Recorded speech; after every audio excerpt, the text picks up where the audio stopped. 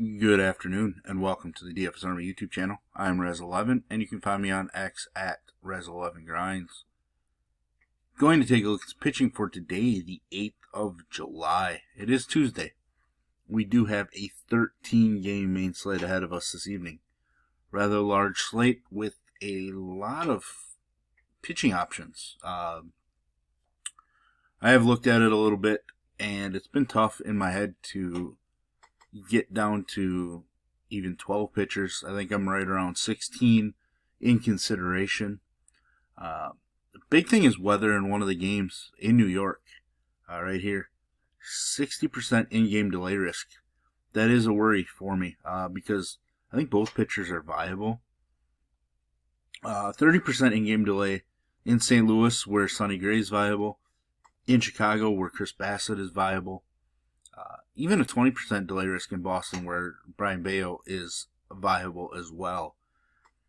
Some interesting weather on a slate that has a lot of pitching options, at least in my opinion. So what are we going to do? Those weather games, we're going to wait a little bit, or as long as possible today, to make a decision, just because I want to see how the radars play out, etc. We need to be able to time them out. But let's just jump in. We have a lot of pitchers to look at. Let's get right to it. See if we can jam this into a 15-minute video here. Seattle, New York. We talked about the weather. If somehow we get clearance, Logan Gilbert certainly in play. I don't necessarily love it. I do know the upside is there. He hasn't been great on the road. I don't really like the 4 home runs allowed in 15 innings. Strikeouts are strong, so the strikeout upside is what's keeping him in consideration. On the other side, Will Warren, somebody that I am interested in, but he's super volatile, for sure. Went for almost 22 fantasy points without getting the win against Seattle the first time, where he struck out 9. He has big K upside as well. Again, weather, the ballpark, kind of makes things a little questionable with both these guys, but I love the K upside, so I want to find a way to keep them in my pool. But again, weather might dictate that more than just game environment itself. Colorado, Boston. Brayan Bello, certainly going to be in play for me just because it is Colorado. Showed us against the Yankees what he's capable of, a 32 fantasy point performance. The upside is there, and that's what I like. Strikeouts haven't really been there, especially at home, but just 3 home runs allowed in 55 home innings. It's very nice to see. And obviously he gets a K boost in this matchup. So he's definitely somebody that I want in my pool just because the upside's there against the opponent. Cincinnati, Miami, I actually want to be interested in both pitchers, but I think with the depth of pitching upside we have on this slate, I'm going to end up passing on both Martinez and Perez. Martinez dominated San Diego 2 starts ago. He's been a reverse splits guy, and the most dangerous of Miami bats are left-handed. So he stands out to me from that respect, but I just don't think we can get there on this particular slate. Yuri Perez taking on a team that can strike out plenty. Coming off of an elite start, kind of showcasing us what kind of a ceiling he offers. He was nowhere near that good in each of his first 4 starts, so maybe a little hangover, come back down to earth, etc. But I do think he's talented enough to have an upside type performance against Cincinnati. But again, this slate, I just don't feel the greatest about including them in my pool. Toronto, Chicago. The only one I'm considering here would be Bassett. Definitely strong.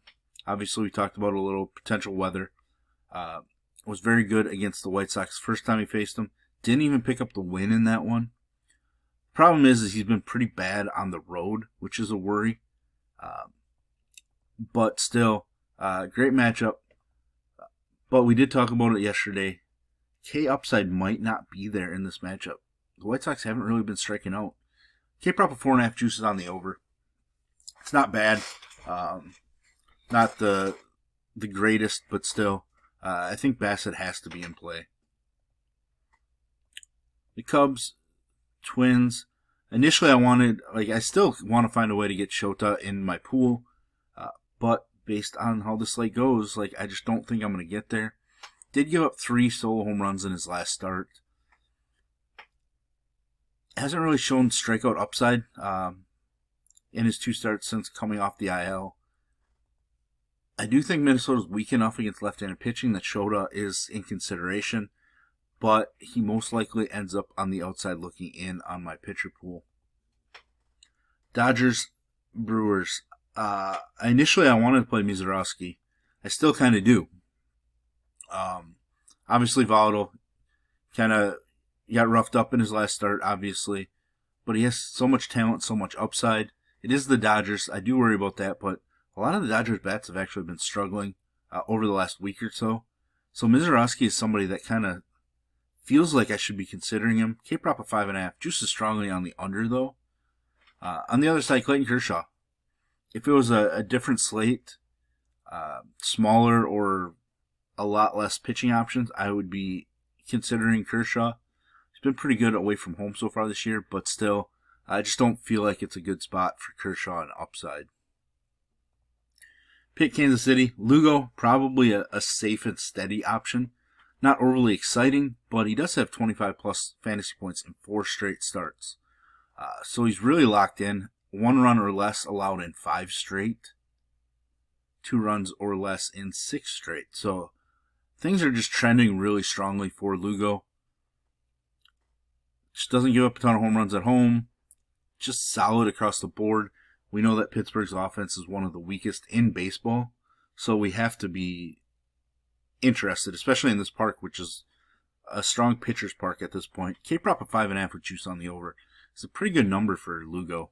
Not known as a big K guy, but that kind of fits that matchup. St. Louis, Washington. I am interested in Sonny Gray, even with the rain. 2 starts ago went for nearly 51 fantasy points. Complete game shutout, allowing just 1 hit. 11 strikeouts.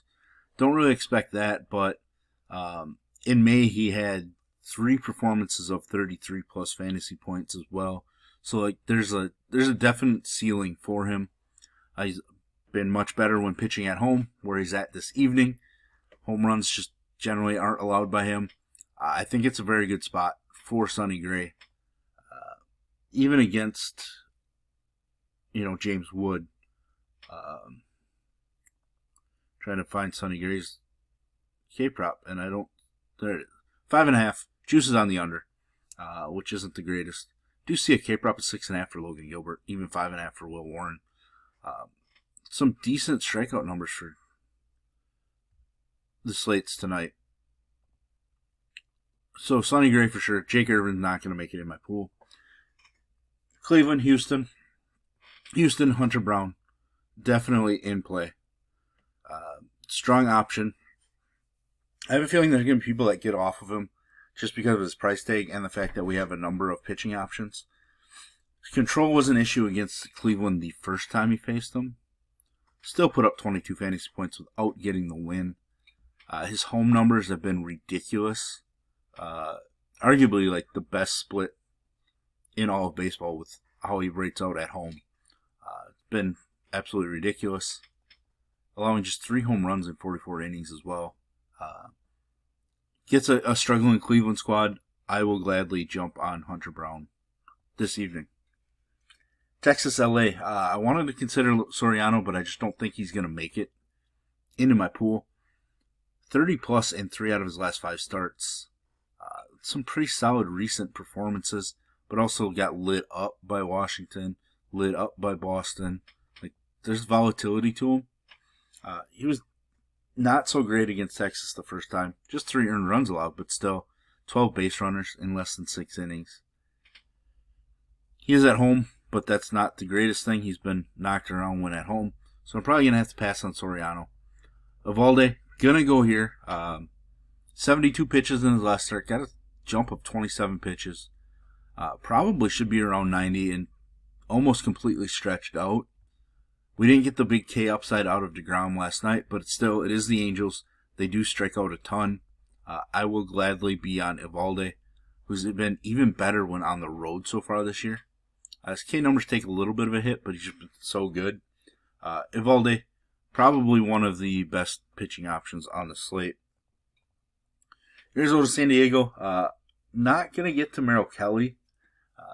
I just don't like it all that much. Did have 7 Ks the first time he faced San Diego, or the last time. I'm not sure if he faced them. Yeah, just the one time. But gave up some hits, base runners, runs, etc. I think he's somebody I generally prefer a little better at home. His K number, I guess his overall numbers are pretty similar. I just feel like traditionally he's somebody that we've liked at home more than anything. I'm just not going to get there on the road in San Diego. On a smaller slate or a different kind of slate, he certainly could have been in play, but he's not really in consideration for me. Nick Pivetta is in consideration. Went for nearly 32 fantasy points the last time he faced Arizona. Went for 38 2 starts ago, 23 last start. Just a ton of upside. And the biggest thing for me, home numbers are spectacular. A home run every 10.6 innings at home. Where previously, like with Boston, walks could creep up and then you give up a 2 or 3 run homer and kind of ruin some ceiling, even though he has a bunch of K upside.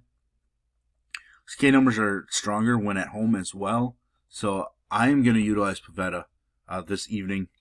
I'm not sure how the field's going to view him. K prop of 5.5 juices on the over. Philly, San Fran. Obviously, I like taking pitching in this game. I just can't get to Taijuan Walker with the way that he's pitched. I just can't do it. Not really stretched out now. Been pitching out of the bullpen. Not sure what kind of length we're going to see out of him. So I'm just going to have to pass on Taijuan Walker. Robbie Ray, definitely somebody that we're going to play. A ton of upside. 34 fantasy points last start against Arizona. Did go throw a complete game. It's been over 100 pitches in 3 out of his last 4 starts. Kind of wish they had given him an extra day of rest or something in there, but the upside's just too strong. Did struggle against Philadelphia the first time he faced them. A lot of base runners. At home, he's been solid. He just pitches to contact a little bit more at home, which obviously works because he's playing in this ballpark, but we do need some K upside. There is K upside in this matchup, so I feel like Robbie Ray is in play. But to be honest, of these most expensive guys, he's kind of the first guy that I considered fading or am considering fading. Especially if this New York weather clears up enough. I might be tempted to fade Ray and just hope that he's mediocre. The problem is he's certainly capable of being the highest raw point scorer on this slate, and has shown it this season. Last game, just not interested in any pitching in this Atlanta Athletics matchup. Fuentes, his minor league numbers just haven't translated to the majors, and it's probably pretty good hitting weather in Sacramento. Slightly blown out. And Springs, I'm sure there's going to be some people talking about playing Springs. He looked great against Cleveland recently. Pretty solid against the Angels. I just don't want to get there. I know Atlanta's underwhelmed a ton, but still, Springs gives up plenty of home runs. 1 every 5 innings at home. 1.8 per 9 is a pretty high number. I just don't think he's worth trying to gamble with, especially on this slate. So there we have it. There's our first look at pitching. If you enjoy what I bring to you, please hit the like button, hit the subscribe button, turn on the notification bell, and get the alert anytime we drop videos here at DFS Army. If you want to join us, get access to our coaches, tools, sheets, Discord, etc., I will put links in the description below. You can use promo code RAZ, that's R-A-Z, for 10% off monthly. And again, talking about our merch store, I will put links in the description below. You can get a hold of the Raz GPT sweatshirt. I have mine on my way, but yeah, I appreciate you guys checking it out. And as always, best of luck, everybody.